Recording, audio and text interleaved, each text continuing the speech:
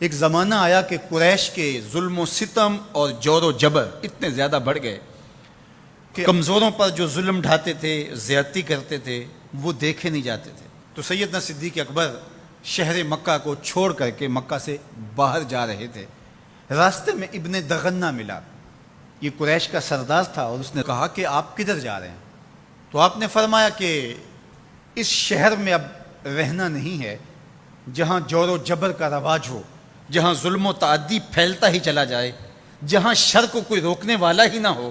تو میں تو اس شہر میں نہیں رہنا چاہتا۔ تو ابن دغنہ نے آپ کو روک لیا، اس نے کہا میں آپ کو نہیں جانے دوں گا۔ ان مثلک لا یخرج ولا یخرج، آپ جیسا شخص کبھی بھی شہر سے باہر نہیں جائے گا اور نہ اس کو نکالا جا سکتا ہے۔ جناب سیدنا صدیق اکبر رضی اللہ تعالی عنہ کے بارے میں گواہی ایک کافر کی سنیے جو دھرم میں، عقیدے میں مخالفت رکھتا ہے، لیکن سچائیاں تو سر چڑھ کے بولتی ہیں۔ اب ابن دغنہ سیدنا صدیق اکبر کو بازو سے پکڑ لیتا ہے اور واپس مکے کی طرف چلتے ہوئے کہتا ہے فَإِنَّكَ تَكْسِبُ الْمَعْدُومَ، اس لیے کہ جس کا کوئی کمانے والا نہیں، ابو بکر تم اس کے کمانے والے ہو۔ تم اگر تاجر ہو تو تمہارا مال تجارت جب بکتا ہے تو غریبوں کے چولہے جلتے ہیں، تو تم اگر چلے گئے تو غریبوں کے چولہے بجھ جائیں گے، شہر میں اندھیرا ہو جائے گا، لوگ فاقوں سے مر جائیں گے، تمہیں نہیں جانے دیں گے۔ دوسری بات وَتَصِلُ الرَّحِمَ، تم صلہ رحمی کرتے ہو، تمہارے رویوں کا جمال اور تمہارا طرز معاشرت اتنا خوبصورت ہے کہ لوگ رشتہ داروں کے ساتھ رویہ کیسے کرنا ہے تیری چوکھٹ پہ آ کے سیکھتے ہیں۔ تیسری بات وَتَحْمِلُ الْكَلَّ، جس کا کوئی بوجھ اٹھانے والا نہیں، ابو بکر اس کا بوجھ تم اٹھاتے ہو، اس کی ضرورت کو تم پورا کرتے ہو۔ وَتَقْرِي الضَّيْفَ، اور آپ مہمان نواز ہیں، اور وَتُعِينُ عَلَى نَوَائِبِ الْحَقِّ، اور آپ ان لوگوں کی مدد کرتے ہیں جو راہ حق کے اندر مشکلات میں گر جاتے ہیں۔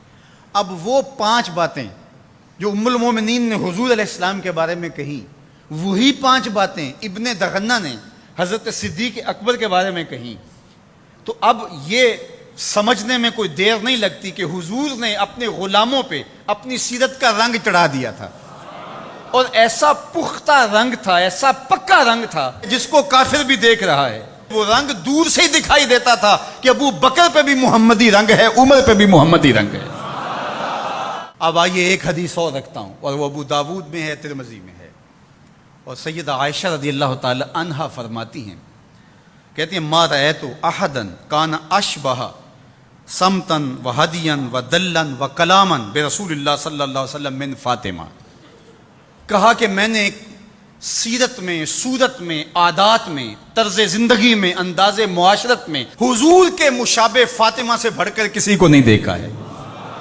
اگر حضور کی سیرت کا عکس کامل دیکھنا چاہتے ہو، اگر حضور کے جمال کا نقشہ مکمل دیکھنا چاہتے ہو، اگر محمد عربی کی تصویر دیکھنا چاہتے ہو تو وہ فاطمہ بنت محمد ہے صلی اللہ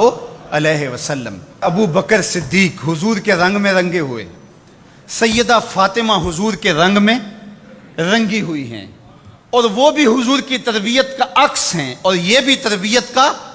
عکس ہیں۔ وہ بھی حضور کا رنگ اور یہ بھی حضور کا رنگ، اور دونوں ایک ہی سینے سے پھوٹتی ہوئی شعائیں، ایک ہی چمن کے مہکتے ہوئے 2 پھول، ایک کا نام فاطمہ ہے اور دوسرے کا نام ابو بکر ہے۔ اور اگر کوئی انگلی اٹھاتا ہے سیدنا ابو بکر پہ تو وہ حضور کی تربیت میں نقص نکالتا ہے، اور اگر سیدہ فاطمہ تو زہرا پہ کوئی بات کرتا ہے تو وہ بھی سوچے بات کہاں تک جا رہی ہے۔ اس امت کو الجھا دیا گیا، اہل بیت اور صحابہ کو الگ الگ خانوں میں بانٹ کر کے اس انداز کے ساتھ پیش کیا گیا کہ جس طرح اہل بیت کے ماننے والے اور ہوتے ہیں اور اصحاب رسول کے ماننے والے اور ہوتے ہیں۔ ہماری محبتوں کا مرکز ذات رسالت مآب صلی اللہ علیہ وسلم ہے۔ اللہ کی محبت مقصود شریعت ہے، والذین آمنوا اشد حبا للہ، یہ قرآن بتاتا ہے ہمیں، لیکن یہ محبت بھی ہمیں اس در سے ملی ہے۔ تو اس لیے ذات رسالت مآب جب مرکز محبت ہوگی تو پھر یہ جھگڑا کبھی بھی نہیں ہوگا کہ میں اہل بیت کو مانتا ہوں اور صحابہ کو نہیں مانتا، میں صحابہ کو مانتا ہوں اہل بیت کو نہیں مانتا۔ میں تو کہا کرتا ہوں کہ صحابہ نبی کے در والے